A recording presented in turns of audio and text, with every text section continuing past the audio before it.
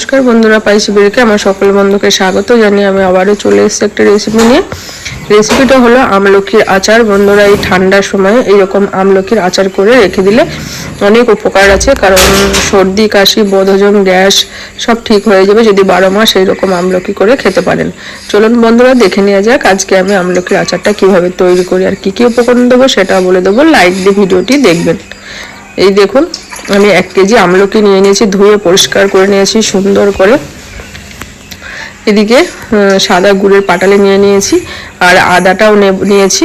দেখাচ্ছি কি কি উপকরণ দেবো। আর জল আগে থেকে বসিয়ে রেখেছি আর একটা এরকম ঝাঁঝুরি গামলা নিয়ে নিয়েছি। গামলাটার মধ্যে আমলকিগুলো দিয়ে দেবো। আমলকিগুলো দিয়ে এবার ভাপ দিয়ে নেব। বেশিক্ষণ দেব না, জাস্ট একটু ভাপ দিয়ে নিলেই বুঝতে পারবেন উপর দিয়ে ফেটে ফেটে গেছে, ব্যাস উঠিয়ে নিতে হবে। বেশি সিদ্ধ করলে আবার যখন আচারটা তৈরি করবেন তখন ভেঙে যাবে। উপর দিয়ে দেখে বুঝতে পারবেন একবার খুলে যে এরকম ফেটে গেছে। এই দেখুন। আর যে বন্ধুরা এখনো পর্যন্ত চ্যানেলটাকে সাবস্ক্রাইব করেননি অবশ্যই সাবস্ক্রাইব করে পাশে থাকবেন। যে বন্ধুরা অলরেডি সাবস্ক্রাইব করে দিয়েছেন অসংখ্য ধন্যবাদ পাশে থাকার জন্য, আমার ভিডিও দেখার জন্য। এই দেখুন এইভাবে ঠান্ডা করে এইভাবে ছাড়িয়ে নিতে হবে। এইরকম ভাবে কোয়াগুলো খুলে খুলে আসবে আর বীজগুলো ফেলে দিতে হবে। চলুন বন্ধুরা আমি সব এইভাবেই ছাড়িয়ে নিই। এরকম বীজগুলো আলাদা করে ফেলে দিয়েছি আর সুন্দর করে এইভাবে পিচ পিচ করে কোয়াগুলো খুলে নিয়েছি।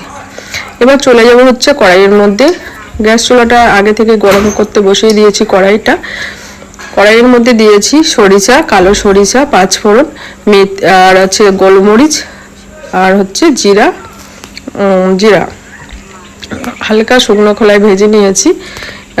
এইবার উঠিয়ে নেওয়ার পরে আমি একটু কড়াইয়ের মধ্যে সরিষার তেল দিয়ে দিয়েছি, তেলের মধ্যে হিং দিয়ে দিয়েছি। হিংটা একটু নাড়াচাড়া করে এবার দেব হচ্ছে আমলকিগুলো দিয়ে দিয়েছি। আমলকিগুলো দিয়ে নাড়াচাড়া করে নিয়েছি এইভাবেই। আর গ্যাসটা বন্ধুরা এই টাইমে মিডিয়াম ফ্লেমে করে রাখতে হবে। এবার দেব হচ্ছে পরিমাণ মতো লবণ আর দেব বিট লবণ। 2 রকমের লবণ দিয়ে দিয়েছি। দেওয়ার পরে এবার সামান্য হলুদ দিয়ে দেব, একদম অল্প পরিমাণে হলুদ দিয়ে এবার আবারও নাড়াচাড়া করে নেব। অনেকে কালারের জন্য লাল লঙ্কার গুঁড়ো দিতে পারেন, কিন্তু আমি দেব না, যেহেতু এটা উপকারী আচার, মানে হচ্ছে আমলকি তো জানেনই খাওয়া খুবই ভালো, এর জন্য আমি লঙ্কার গুঁড়ো দিচ্ছি না। লঙ্কার গুঁড়ো দিলে কালারটা সুন্দর লাগে, কিন্তু দেব না। আর আদা গ্রেট করে রেখেছিলাম দিয়ে দিয়েছি, আদাও অনেকটাই দিয়েছি, কারণ প্রচণ্ড উপকার দেবে এরকম আমলকির সঙ্গে আদা মিক্স করে আচারটা তৈরি করলে। আর ভাজা মশলাটা 2 চামচ দিয়ে দিলাম, দিয়ে আবারও নাড়াচাড়া করে নেব।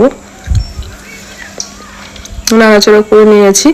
এইবার যে গুড় পাটালিটা আমি গ্রেট করে নিয়েছি দিয়ে দেব।